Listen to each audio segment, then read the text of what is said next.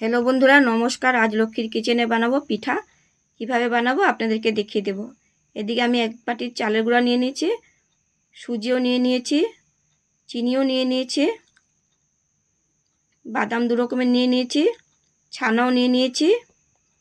আমল গোলটা দেব না, আমল গোল দেব, আমলটা দেব না, পরে দেখাবো আমল গোলটা। এদিকে ছানাটা আমি ঢেলে নিচ্ছি। চালের গুঁড়া একটু দিয়ে দিয়েছি, সুজি একটু দিয়ে দেব,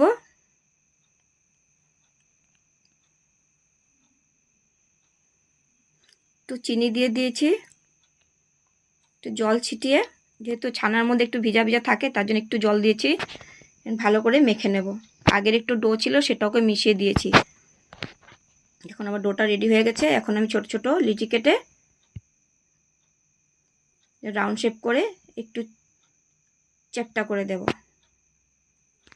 দেখুন কত সুন্দর লাগছে, সন্দেশের মতন। এখন আমি এদিকে বাদামটা ভেজে নেব। কাজুটাও দিয়ে দিয়েছি, এলাচটাও দিয়ে দিয়েছি, একটু ভালো করে ভেজে নেব।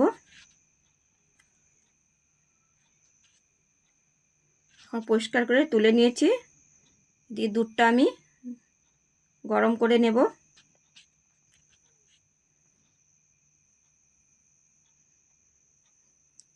দুধটা ফুটে গেছে। এখন একটু চিনি দিয়ে দেবো 1 কাপের মতন।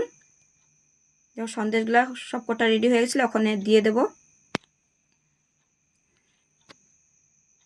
একে একে করে দুধের মধ্যে ছেড়ে দেব।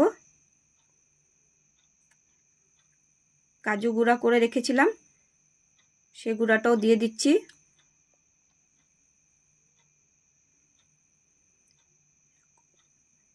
বাদাম রেখেছিলাম, পিনাক বাদাম, সেটাও দিয়ে দিয়েছি গুঁড়ো করে।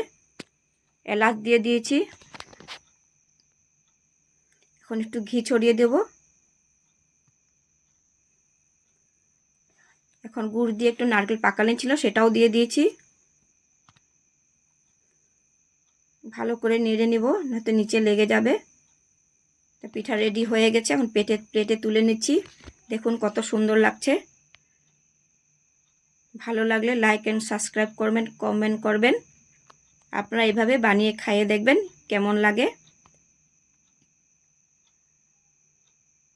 উপর দিয়ে একটু চেরি ছিটিয়ে দিয়েছি, দেখতে খুব সুন্দর লাগছে।